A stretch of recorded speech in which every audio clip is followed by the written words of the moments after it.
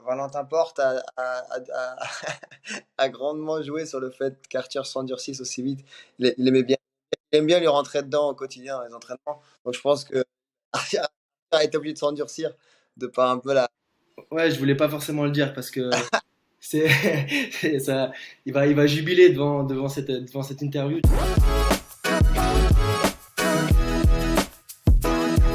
Yo, salut à tous, bienvenue sur LNH TV pour ce nouveau numéro de Frères de Hand consacré aux fratries dans le handball. D'ailleurs, je vous invite à aller regarder les épisodes précédents, je vous mets les liens en description. Avec nous aujourd'hui, deux nouveaux frangins, ils jouent tous les deux en équipe de France, ils portent tous les deux les couleurs de Montpellier. C'est Yanis et Arthur Lane. Salut messieurs, comment ça va ? Salut à tous, ça va très bien, merci beaucoup. Salut tout le monde, ça va au top. Alors merci à tous les deux d'avoir accepté notre invite. On va commencer tout de suite par les présentations. Yanis, tu as 26 ans, tu es ailier droit, tu as été formé à Célestat et je crois que c'est là-bas que tu as disputé tes premiers matchs chez les pros. Exactement, ouais, c'est ça. Plutôt arrière dans mes débuts à Célestat et puis après j'ai basculé à l'aile. On va dire que je suis ailier aujourd'hui. Maintenant tu es ailier. C'est où est-ce que tu as bifurqué ? C'était quand tu es parti après Célestat à Barcelone ? Ouais, après à Célestat, je jouais déjà à l'aile, hein, mais c'était un peu, on va dire, demi-centre, arrière droit, ailier droit. Et puis c'est à partir de mon étape à Barcelone où j'ai plus bougé de mon point de corner. Donc voilà, donc tu as joué à Barcelone, ensuite tu as fait une pige à Aix-en-Provence avant de rejoindre le MHB, c'était il y a 4 ans. C'est ça, exactement. Arthur, toi tu as 22 ans, le petit frère, tu es pivot, tu es arrivé à Montpellier en 2019, d'abord comme joueur au centre de formation, c'est ça ? C'est ça, ouais. Donc, j'ai commencé mon parcours au centre de formation de Montpellier avant d'avoir côtoyé la N1 de Célestat en Alsace. Et ouais, non, je suis arrivé en même temps que Yanis à l'été 2019.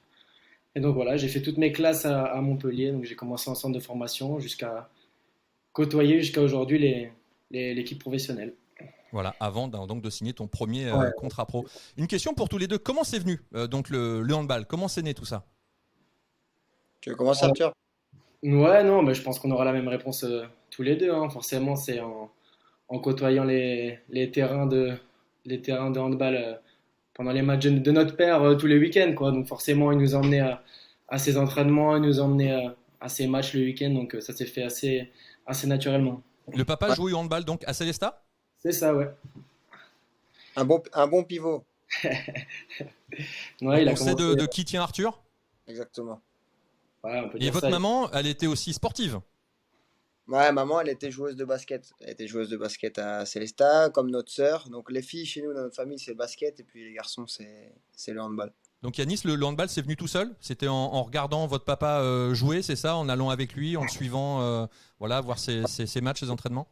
J'ai eu des petites déviations sur mon chemin vers le handball. J'ai. Ouais, il faut dire, j'ai eu une enfance. Raconte-nous. Parce qu'il y a Arthur, je vois Arthur qui regarde de l'autre côté. Non, mais avant d'aller vers le handball, moi, en vrai, quand j'étais petit, j'étais très timide et j'étais, on va dire, asocial. J'étais très asocial. J'aimais pas la compagnie des autres enfants. Et du coup, mes parents, ils avaient essayé de m'emmener au basket, au handball, et ça m'a jamais plu, très très jeune. Et puis après, avec le temps, j'ai dû passer par l'équitation, on va dire le poney.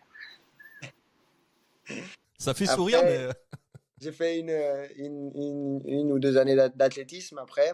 Et puis après, j'ai rencontré mon meilleur ami qui m'a, lui, emmené vers le handball. Donc, on va dire que c'est plus mon meilleur ami qui m'a emmené avec lui, mon ami d'enfance qui m'a amené vers le handball que mes parents. Mais bien, forcément, ça a aussi aidé le fait que j'accepte d'aller faire mon premier entraînement de handball.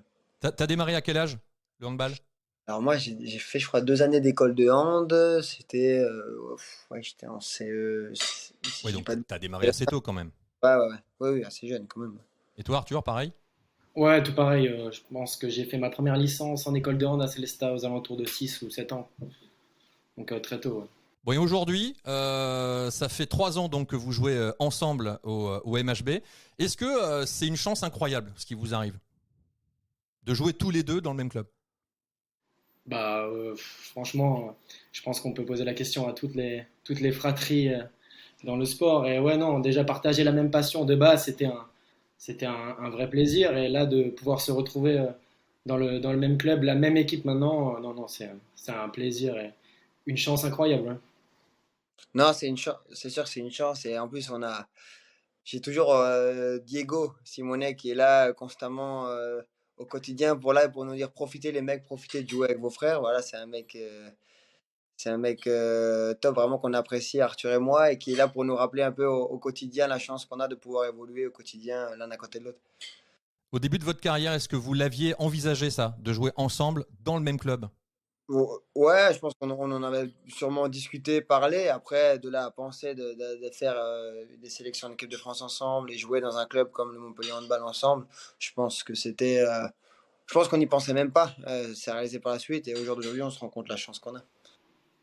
Ouais, ouais, non, c'est vrai que en fait, on l'a évoqué forcément, mais parce qu'on a plus jeune, on a déjà eu la chance de faire des tournois amicaux où j'avais la chance d'être sur le banc, mais non, mais ça avait rien à voir et forcément on l'a évoqué, mais en tout cas que ça se réalise aussi rapidement, je pense que aucun de nous deux l'avait pensé, et surtout à Montpellier en fait. Non, je pense que personne ne l'avait envisagé, ne l'avait envisagé aussi vite. Alors vous jouez à Montpellier, on l'a dit, dans une belle région que je connais bien, dans l'un des plus grands clubs européens. C'est la belle vie, quoi. Ah, c'est vrai que c'est vrai, c'est vrai qu'on en parle souvent. Si on regarde la balance niveau handball, niveau de handball, qualité de vie, c'est difficile aujourd'hui, même dans le monde, hein, de trouver mieux.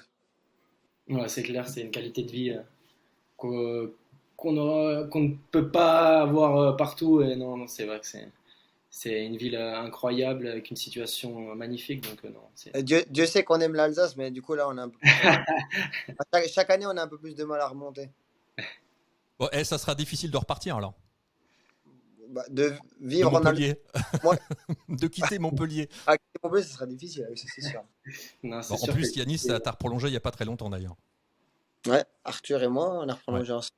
Ouais, non, c'est vrai qu'on a prolongé tous les deux. Et donc, on aura le temps encore plus de s'habituer à cet environnement et on aura encore plus de mal à le quitter. Yanis, j'ai une question par rapport à Arthur. Comment toi tu analyses la progression de ton frère? J'ai envie de dire que pour Arthur, ça a été super vite quand même depuis son arrivée donc au centre de formation, son arrivée après chez les pros. Enfin, on a vu une progression, j'allais dire, exponentielle. Ouais, Arthur, c'était. Après, je trouve que Arthur, sur le poste de pivot, je trouve que c'est un joueur un peu, sur son poste, un peu à part entière, parce que c'est un joueur qui a énormément de handball.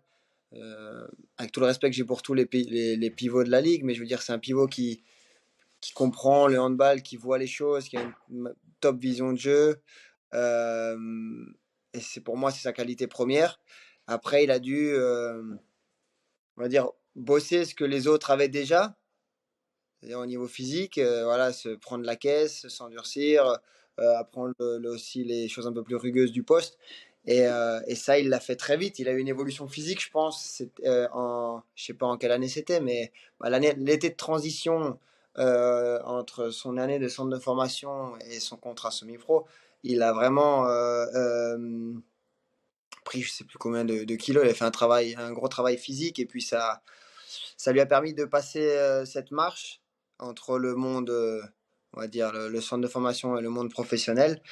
Après, il faut s'habituer aussi parce que forcément, ton jeu avec un gabarit un peu moindre et après un physique plus imposant, ben, faut s'habituer aussi parce que ton style de jeu il change. Tu dois changer certaines choses. Mais oui, on va dire que tout allait très vite pour lui et en même temps, je trouve qu'il a eu une super capacité d'adaptation justement parce que c'est pas facile d'arriver dans un groupe comme Montpellier et surtout que je trouve qu'il a eu des responsabilités très importantes très vite sur le poste et pour moi, il les a amplement assumées. Arthur, j'imagine que ça doit nécessiter quand même pas mal d'efforts au quotidien, beaucoup de travail pour en arriver là. Yanis a aussi parlé de la concurrence, surtout à Montpellier, donc il y en a pas mal. Ah oui, non, franchement, mais après ça, c'est mon cas, mais c'est le cas de chaque joueur dans ce sport. Et non, ouais, franchement, il y a eu beaucoup de travail. Et enfin, dans tous les cas, en arrivant à Montpellier, je savais que j'étais au bon endroit pour apprendre tout simplement ce qu'était le vrai travail de handballeur. Donc non, j'étais à la bonne école, je suis à la bonne école. Et non, c'est vrai que on m'a très vite montré le chemin qu'il me restait à parcourir pour, euh, pour entamer ma carrière. Donc non, non, c'est vrai que j'étais à la bonne école et j'étais surtout avec les bons joueurs. Et tu parles de concurrence, mais ici on parle plutôt enfin, on collabore tous ensemble. Et non, c'est vrai que j'étais à la bonne école. On m'a très très bien entouré, que ce soit le staff ou même les joueurs professionnels. Donc non, c'est sûr que voilà, j'étais au bon endroit pour entamer une transformation physique et technique, quoi. Alors tu l'as dit, tu as été bien entouré. Est-ce qu'il y a des joueurs qui t'ont un peu pris sous leur aile? On parle de mentors aussi parfois. Moi, je peux intervenir. Je pense Ouais, que vas-y. Valentin Porte a grandement joué sur le fait qu'Arthur s'endurcisse aussi vite. Il aimait bien, il aime bien lui rentrer dedans au quotidien dans les entraînements. Donc je Non, non. pense que Arthur a été obligé de s'endurcir de par Ah, un peu la. ouais, je voulais pas forcément le dire parce que c'est ça, il va jubiler devant cette interview du coup. Non, non, bah forcément oui, Val m'a rapidement pris sous son aile, mais c'est le cas de Diego aussi, de qui je me suis extrêmement bien rapproché. Et puis après le poste de pivot, ma première année avec l'équipe professionnelle, j'ai eu la chance de côtoyer Alexis Borges, bon qui est rapidement parti, mais qui est un pivot extraordinaire. Et non, il m'a appris énormément de choses. Même si c'était compliqué de communiquer, des fois, on a fait avec. Et non, non, franchement, il m'a appris énormément de choses. Et enfin, aujourd'hui, je peux dire que tout l'effectif enfin, me pousse vers le haut et m'a bien encadré. Bon, et toi, Arthur, t'en penses quoi du parcours, du talent de ton frère? Il y en a un que vous connaissez bien, c'est Valentin Porte, j'ai lu une interview assez récemment qui disait de Yanis que c'est l'un des meilleurs joueurs à son poste. Alors ça va flatter Yanis, forcément, mais c'est Ouais. vrai d'ailleurs, franchement, enfin, Yanis, par rapport Euh, à moi, toutes tes performances. moi, j'ai pour habitude de le dire en ce moment que c'est le meilleur joueur à son poste en Europe. Et même si lui, il est trop humble pour l'accepter, mais moi, je lui répète, je pense chaque semaine qu'en ce moment, il est intouchable. Non, mais oui, non, après, forcément, lui, il dit que tout est allé très vite pour moi, mais je pense, si on revient 5 ans ou 6 7 ans en arrière, c'est allé très vite pour lui, et même encore plus vite, puisque lui, il s'est envolé très tôt à Barcelone. Donc, non, non, c'est un travailleur acharné. Et moi, enfin, qu'est-ce que je peux dire? J'ai pas de meilleur exemple au quotidien pour, euh, dans mon travail. Donc, non, j'ai la chance d'avoir un frère avec un état d'esprit de tueur et de travailleur. Donc, non, franchement, toutes les bonnes choses qu'il a dit sur moi, je peux les dire sur lui et bien plus encore. Donc, non, quel exemple. Yanis, quand tu es parti à Barcelone, c'est là où tout a basculé? Ouais, on va dire que ça a été un déclic parce qu'on va dire que les choses. J'ai toujours dit quand je discutais avec les gens que si j'ai un regret, on va dire jusqu'au jour d'aujourd'hui, c'était jusqu'à aujourd'hui, c'est peut-être mon étape là-bas. Enfin, je veux dire, c'était un déclic dans ma carrière, dans ce que je voulais faire, parce que j'ai toujours voulu faire ce que je fais aujourd'hui, mais je pense que c'est vraiment aller là-bas qui m'a fait comprendre ce que je devais faire et ce qui me restait à faire pour aller vers le plus haut niveau. Et j'en suis persuadé que sans Barcelone, je suis sûr que je ne serais pas là où je suis. Ouais. Quand on est frère et aussi coéquipier, il existe forcément une grande complicité. Hein, ça. Comment ça se traduit, en tout cas pour vous deux, aux entraînements et en match, Arthur? Comment ça se traduit? Bah, ça se traduit par beaucoup, beaucoup de soutien, hein, forcément, dans tous les cas de figure, à l'entraînement, en match ou même en dehors, dès qu'on a un souci, on fait appel à l'autre instinctivement. Donc, non, ça se traduit assez, assez simplement. Et les gens autour qui font un petit peu attention le voient rapidement, hein. Donc, ça se traduit par des gestes, des sourires, enfin, des regards, enfin, plein de trucs, plein de choses simples. Et non, non, c'est assez instinctif entre nous, hein. Enfin, on a une relation magnifique. Et non, non, c'est très simple entre nous, quoi.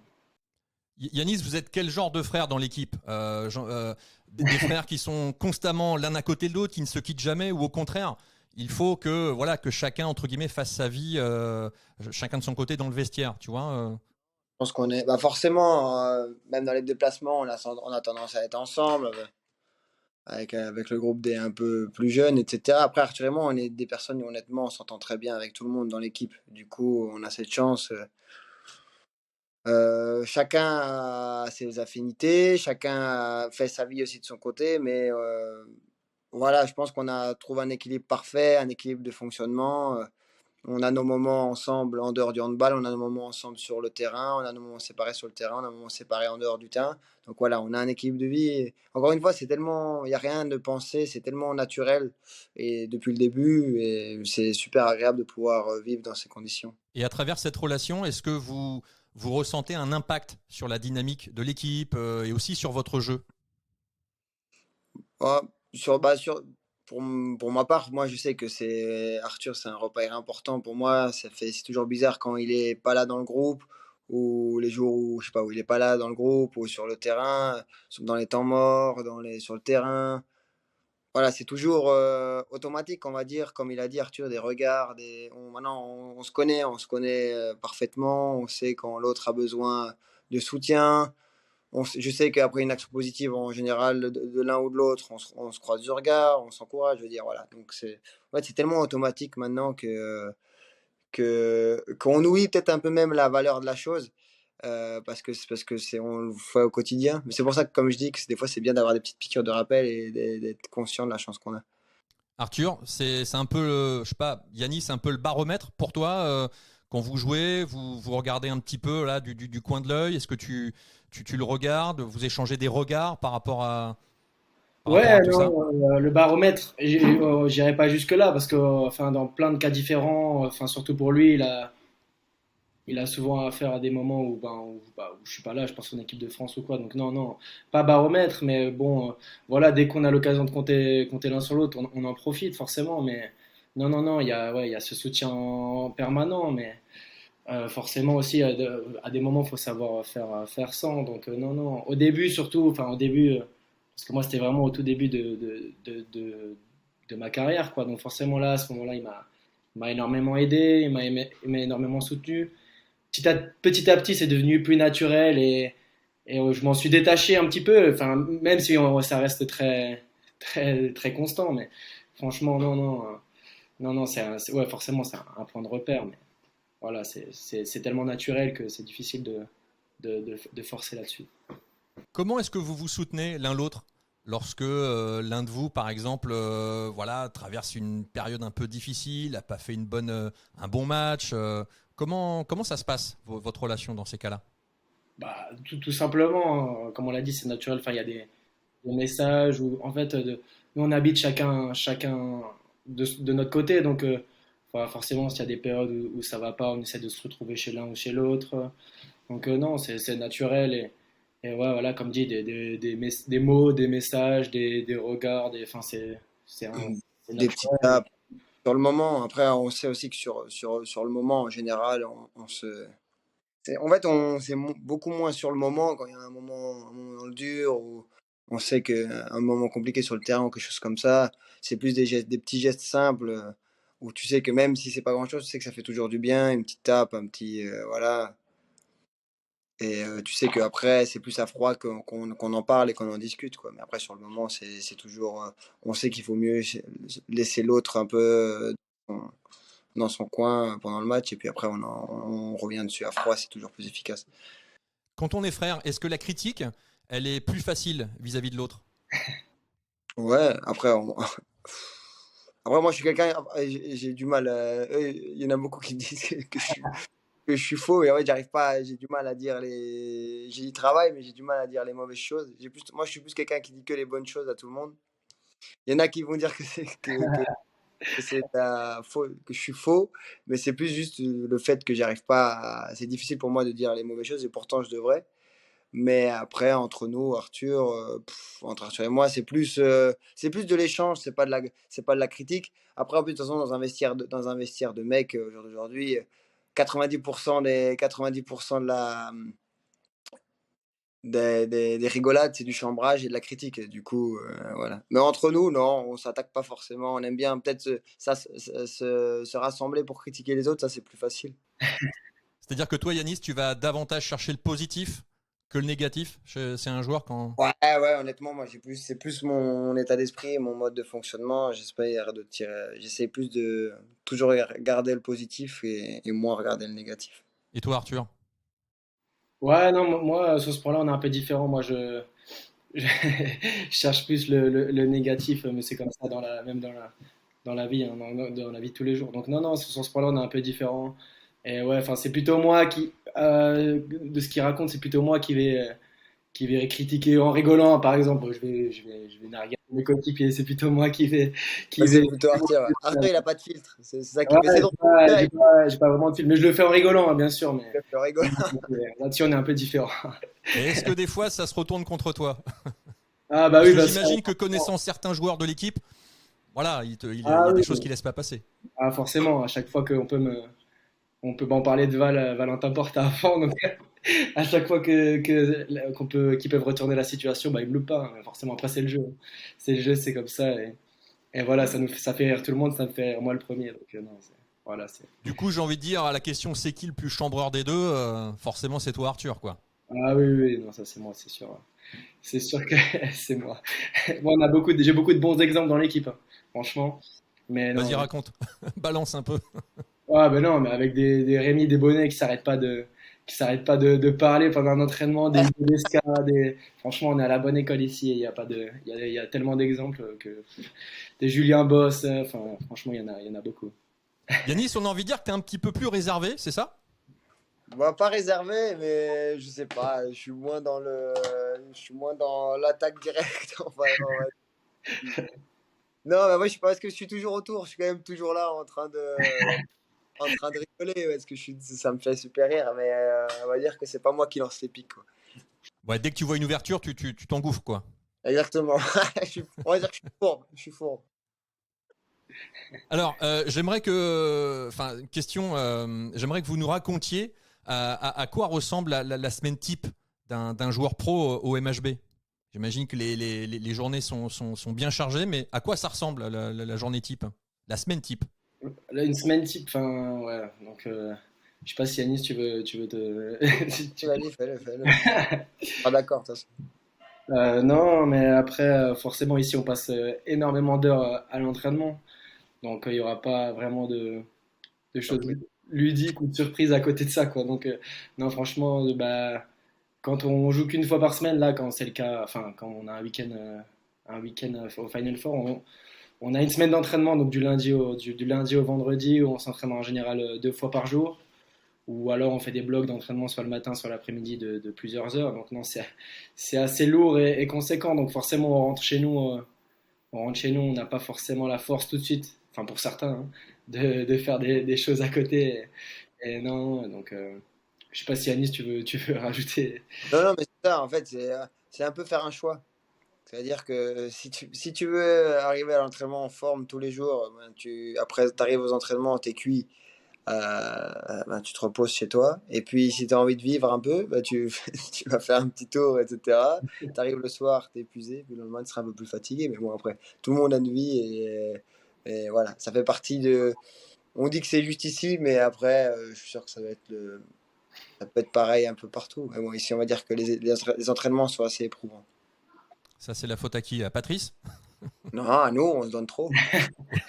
Allez-y mollo quand même. Quand vous avez des moments libres, comment vous les occupez? Est-ce que vous avez à côté du handball, est-ce que vous avez des hobbies, des passions? Comment ça se passe? Ouais, après, moi de mon côté, donc je vis chez moi tout seul dans mon appartement. Donc forcément, je passe beaucoup de temps avec mes potes à côté de ça. Donc, comme on l'a dit, on est dans une ville superbe en bord de mer. Donc là, quand il fait beau depuis 2 mois comme ça, on passe beaucoup de temps dehors en bord de mer avec ses potes. Et voilà, sinon, bah, moi, je passe beaucoup de temps à regarder du sport, tous les sports. Et voilà, sur ce point-là, on est un peu différent. Yanis, moi, je suis quelqu'un qui aime bien aussi par moment rester chez moi tranquillement. Alors que Yanis, bah, voilà, il a sa vie aussi de son côté. Donc on se retrouve quand on peut, mais on essaie quand même de garder une certaine limite là-dessus parce que voilà, on se voit énormément à l'entraînement et sur les déplacements, donc il faut quand même qu'on vive chacun de son côté Et à toi, Yanis? Et moi, non, non, moi, c'est un peu différent. On va dire, moi, les journées, elles passent assez rapidement. Quand j'arrive à la maison, ben voilà, après, voilà, j'ai ma conjointe, j'ai mon chien. Du coup, ouais, on a beau dire, ça prend d'avoir un chien. Genre, j'arrive à la maison, je le sors, je le promène. Il y a toujours quelque chose à faire à la maison.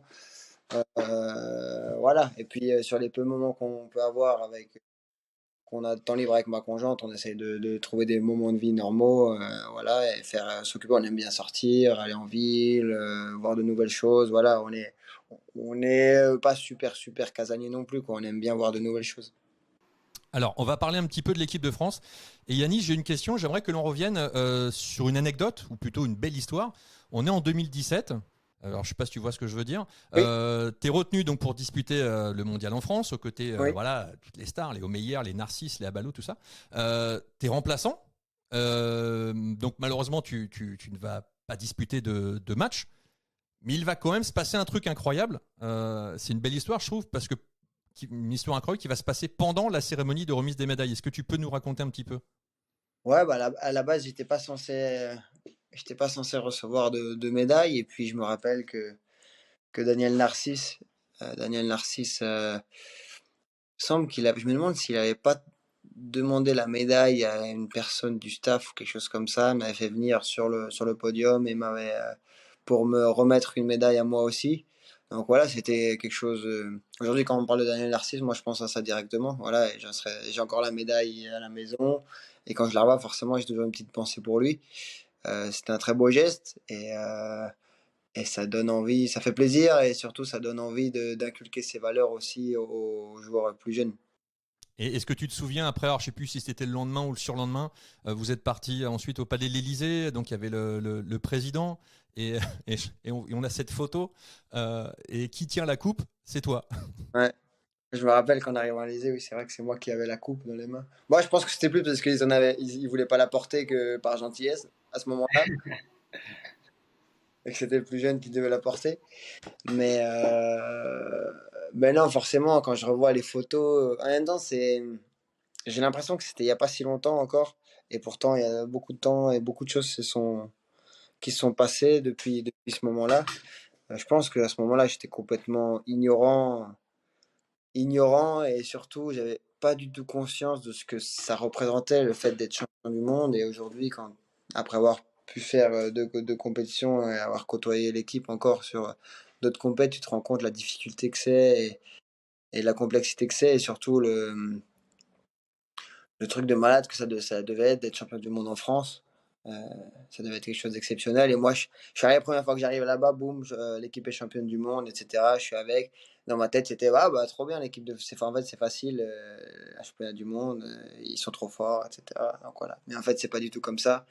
Donc c'est forcément, je rejoins des souvenirs incroyables. C'est pas forcément facile non plus, parce que voilà, en jouant à Célestat, être dans cette équipe-là pour s'intégrer, etc. Voilà, c'est toujours un peu difficile, mais en tout cas, tu apprends énormément. J'étais plus en observation VIP, on va dire, que en inside, avec du recul, hein, qu'acteur principal de cette aventure. Arthur, toi aussi tu as goûté à l'équipe de France, c'était il y a pas très longtemps, c'était en octobre dernier. Qu'est-ce que ça représente de porter ce maillot tricolore? Bah, forcément, hein, c'est une fierté indescriptible. Et non, non, non, c'était un privilège de le porter aussi vite, parce que forcément, pas pour moi, mais comme pour tout jeune joueur, c'est un rêve et un objectif. Mais non, non, c'est arrivé très rapidement. J'étais même pas encore joueur professionnel dans mon club, que j'avais l'honneur d'être déjà appelé en équipe de France. Alors c'était un contexte assez particulier, forcément, avec plusieurs joueurs cadres qui avaient été laissés au repos, des blessures même. Donc non, c'était un contexte particulier, mais non, non. Forcément, ça pouvait être qu'une récompense à mon beau début de saison. Et non, non, je l'ai pris comme ça, comme un moment incroyable et auquel je devais profiter à 100%. Et en plus, j'avais la chance de le passer encore une fois avec Yanis et d'autres, plusieurs joueurs de Montpellier. Donc non, ça restera un souvenir fort et forcément, bah, ça m'a donné qu'une envie, c'est d'y regoûter. Donc voilà, donc ça a fortifié un peu mon envie et mon désir de retourner en équipe de France. Et là, on se dit quoi, là, les deux frangins, là bon, Yanis, toi, tu étais déjà en équipe de France. Arthur reçoit le coup de téléphone, il est pris en équipe de France. On se dit quoi quand on est deux frères et qu'on dit, putain, tu te rends compte, on est tous les deux en équipe de France, on est tous les deux, ouais, on joue dans le même club déjà, mais non, on est tous les deux en équipe de France. Un truc de fou quand même. Après, à ce moment-là, honnêtement, à ce moment-là, après, on n'est pas, en tant que joueur, on n'est pas bête, entre guillemets. On sait ce qu'il y a autour. Et je trouve que et la logique de l'équipe de France de voir dans les catégories plus jeunes aussi, à ce moment-là, je trouvais que les performances d'Arthur à ce moment-là et les absences sur le poste, ça m'a surpris, oui et non, parce que voilà, je imaginais bien qu'il était dans la shortlist, on va dire, sur le poste. Et donc, mais forcément, le fait de pouvoir partager une première sélection ensemble, c'était quelque chose de très fort, d'incroyable, pour notre famille aussi, je pense. Et un souvenir et une date dont on se souviendra, je pense. Bon, Arthur, c'était comme à Montpellier lors de ton arrivée. Maintenant, il faut se faire une place au sein de cette équipe de France. Il faut jouer des coudes, comme on dit. Forcément, tu as une marge de progression, même encore comme Yanis. Hein. J'imagine que tu peux encore beaucoup progresser. Je sais pas, Arthur, ça serait plutôt dans quel registre? Ouais, tout simplement, enfin Yanis l'a dit assez tôt dans cette interview, c'est que il y a toute cette dimension physique où j'ai bien avancé, mais il faut que je progresse encore énormément, hein. Mais après, il y a tout plein de petits points techniques au jeu au poste. Ouais, en fait, le poste de pivot, c'est un poste hyper rude, hyper difficile et complexe. Donc, non, non, il y a beaucoup de choses qui se font avec l'expérience et le fait de jouer à haut niveau. Donc, non, forcément, j'ai de très très bons exemples en France et surtout bah voilà, je suis lucide, je sais enfin je sais je connais les joueurs qui a à mon poste en équipe de France et même il y a du très lourd en jeune qui arrive aussi et voilà, donc pour moi la priorité forcément on a toujours envie d'aller en équipe de France et surtout quand on y a goûté. Donc ça reste un des gros objectifs mais pour moi c'est surtout m'imposer pleinement et totalement dans mon club, hein, dans mon côté, je reste assez lucide là-dessus et non, non, forcément, bah, on a toujours envie d'y retourner, mais il y a d'autres objectifs aussi à côté de ça. Bon, Yanis, tu es déjà l'un des meilleurs joueurs à ton poste. Donc, est-ce que tu peux encore progresser? Faut Est-ce qu'on toujours peut être progresser, encore meilleur que meilleur? bien sûr. Toujours, toujours. Et c'est ça aussi, je pense, qui nous pousse au quotidien à continuer de bosser de toute manière. Il y a toujours des endroits où on peut progresser, il y a toujours des endroits où on peut être meilleur. Que ce soit sur l'aspect physique, l'aspect technique, l'aspect mental, il y a tellement de choses. On n'arrive jamais au top du top. Et encore une fois, c'est justement le fait d'être réaliste et de savoir, de trouver ces différents secteurs où on a de la marge de progression, les fixer, et puis c'est ça qui nous fait avancer au quotidien et qui nous fait être meilleur avec le temps. Bon, et on pense forcément au JO 2024, avec les deux frères Laine dans cette équipe de France. Ouais, franchement, je pense que s'il y en a déjà un, ce serait incroyable et je serais extrêmement fier de lui. Et j'espère sincèrement qu'il va pouvoir participer à cette échéance. Mais en tout cas, de mon point de vue maintenant, enfin voilà, je veux pas, enfin je touche du bois, mais je vois pas pourquoi il n'y participerait pas aujourd'hui, quoi. Bon, et toi, Yanis, Arthur, il n'y a pas de raison qu'il y participe pas aussi. Pour aller- honnêtement, une place aux Jeux Olympiques, c'est tellement difficile aujourd'hui. On sait que la liste est beaucoup plus courte. Donc honnêtement, bon, je suis même pas sûr. Je veux même pas y réfléchir. Moi, honnêtement, ça reste forcément dans un coin de la tête. C'est parce que des Jeux Olympiques en France, c'est quelque chose d'incroyable. Mais voilà, ça passera uniquement par des bonnes performances en club. Du coup, voilà, je pense qu'on en est conscient avec Arthur et c'est là-dessus. On est uniquement focus là-dessus, quoi, pour le moment. Bon, parler de club, on parle de Montpellier. Dans quelques jours, vous allez disputer tous les deux donc le Final Four de la Ligue européenne. Ça va jouer les 27 et 28 mai donc à Flensburg, en Allemagne. Dans quel état d'esprit vous êtes? Vas-y, Anis, hein, je te laisse. Non, mais alors déjà, c'est une grande fierté. On a eu des années difficiles à Montpellier les trois dernières saisons. Avec chaque fois, si je me trompe pas, je sais plus, des huitièmes ou des quarts de finale en Coupe d'Europe. Voilà, donc c'est déjà un, un- un bel événement pour le club de pouvoir participer à ce Final Four de Coupe d'Europe. Après, on est tous conscients des capacités de l'équipe, de ce qu'on est capable de faire. les ambitions, elles sont énormes. On sait que c'est un gros challenge qui nous attend face à Berlin. Donc honnêtement, depuis hier à l'entraînement, on a déjà vu un bon changement de chip, on va dire, à l'entraînement, avec une grosse intensité à l'entraînement. C'est ce qui nous attend. Berlin, c'est du top niveau mondial, hein, au jour d'aujourd'hui. On sait que les meilleures équipes de Coupe EHF pourraient facilement jouer en Ligue des Champions. Donc on est conscient de ce qui nous attend. On va bien bosser et essayer d'arriver au top du top ce samedi pour essayer d'aller chercher une place en finale. Mais en tout cas, je pense que tout le monde est très fier au club et très heureux surtout de pouvoir participer à des tels événements, des Final Four, que ce soit même si c'est la même si c'est le HF. Pas beaucoup, on n'en jouera pas beaucoup dans nos carrières et faut en être conscient, faut en profiter parce que c'est des beaux événements et surtout pas avoir de regrets à la fin. Donc, mais je pense qu'on a bien commencé la semaine et j'ai vraiment confiance au groupe, en l'équipe et en ses ambitions et je pense vraiment qu'on mériterait de chercher quelque chose. Arthur, comment on se prépare à ce genre de compète? On ne se prépare pas comme un match de championnat, j'imagine. Donc en plus, ça se déroule sur un week-end. Il y aura forcément, enfin, on espère, un deuxième match dès le lendemain. Donc pour jouer cette finale, il y a beaucoup de paramètres à prendre en compte. Comment ça se passe? Ouais, après les choses se font assez naturellement à Montpellier, je veux dire, parce qu'on a la chance d'avoir un coach avec beaucoup d'expérience, qui sait de quoi il parle, et même des joueurs qui ont déjà participé à des Final Four, bah forcément on a des gagnants de la Ligue des Champions. Et donc voilà, donc les choses se font assez naturellement. Franchement, on a senti dès hier que l'exigence et l'intensité à l'entraînement était montée d'un ou voire plusieurs crans même. Donc non, les choses se font assez naturellement. On travaille tactiquement, physiquement beaucoup plus dur, instinctivement, je veux dire.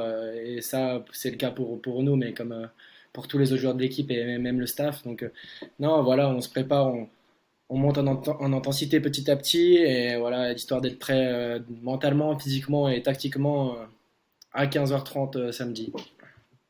Bon, vous partez. Enfin, je veux dire que voilà, sur ce genre de rendez-vous, faut tout donner pour ne rien regretter à l'arrivée. C'est un peu l'état d'esprit. C'est ça, même si on a dans tous les cas un deuxième match le lendemain, enfin, il n'y a pas de calcul à faire. On sait qu'on doit laisser notre vie sur le terrain à samedi et dans tous les cas, il y aura pas d'autres possibilités. On joue un énorme club, à Berlin avec beaucoup de joueurs d'expérience. Et donc non, il n'y a pas d'autre choix que de tout donner samedi et sans calculer, quoi. Yanis, on ressent une grosse excitation quand même. Non? Voilà, Ouais. quelques jours de l'événement. Bah forcément, déjà, les deux derniers matchs de championnat, avec tout le respect que j'ai pour Limoges pour Istres, c'était compliqué, entre guillemets, de se concentrer sur ces matchs en sachant les événements qui arrivent entre la finale de Coupe de France, les derniers gros matchs à la maison et ce Final Four. Maintenant, on y est, on a que ça à penser cette semaine. Ça se ressent, je pense que tous les joueurs sont focus, concentrés et ils veulent aller au bout de cette compétition. Du coup, là, c'est aussi pour ça que les saisons sont dures, sont longues. On s'est donné le droit de jouer ce Final Four. Et c'est pour ça qu'on fait du handball. C'est aussi pour ce genre d'événement, jouer ce genre de match et pouvoir en kiffer et en profiter au max. Bon, en tous les cas, Yanis, Arthur, un grand merci d'avoir passé ce joli moment avec nous. Et on vous souhaite forcément plein de bonnes choses pour la suite. J'ai envie de dire, allez, le MHB quoi, pour ce week-end. Merci pour tout. Merci beaucoup, merci. Merci à vous de nous avoir suivis. Pensez à vous abonner à la chaîne. Lâchez un petit pouce bleu. On se retrouve prochainement avec de nouvelles histoires à raconter. Portez-vous bien. Ciao.